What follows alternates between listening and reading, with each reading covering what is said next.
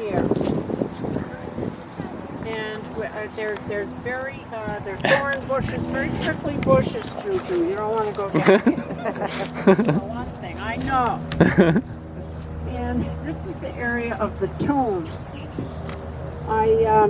When I came looking last year, when I came to Townsend, like 33 or more years ago, I remember walking with my children down there, and we saw the tombs, and I could not find them last year.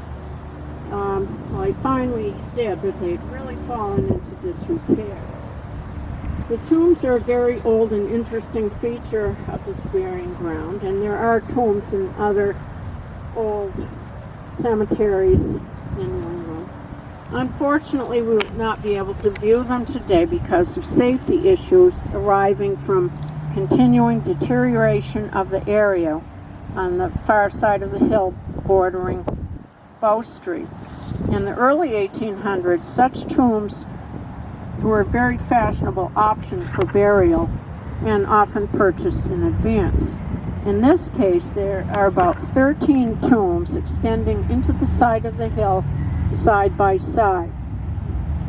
They originally had plaques on the tomb doors with the names of the occupants and the date 1819 when the cemetery first opened.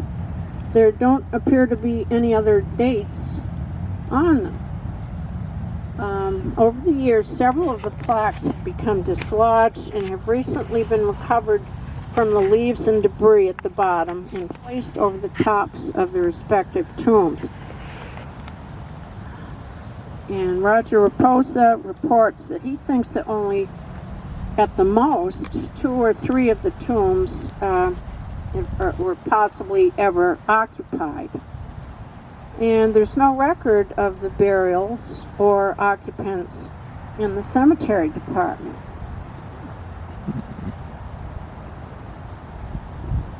Also,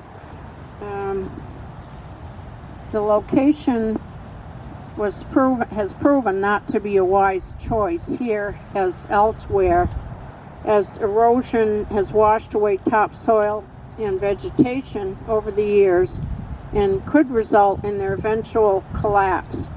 Some large beams are presently propping up the lower area here from below in an effort to prevent them.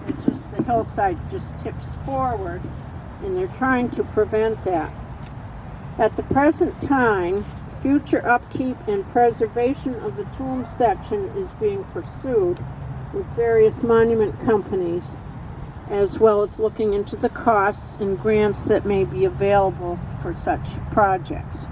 Roger did say there's a video of inside of one of the empty tombs with a mummified bat. But not too much is known or recorded about them. But,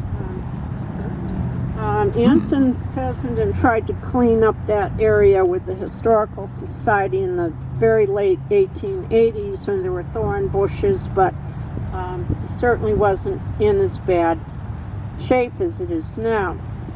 Now, there are other avenues and paths that used to exist for burial in this section of the cemetery, which have now become disused, perhaps because this area is mostly filled up. If you look carefully, you can just make out where these paths wound around the outside. And there's one that comes up here and goes around the outside, or that used to. And last fall was very dry, and I could really clearly see where that path was. And even Price Ave, there's Henry Price, we looked at, that goes over the hill here, is currently not being used by cars, although I didn't know that last fall, and I managed to drive the entire length. And at the back of the cemetery, you can see a few gaps in the wall or fence, which in the past were left that way to allow access for burial from Bow Street.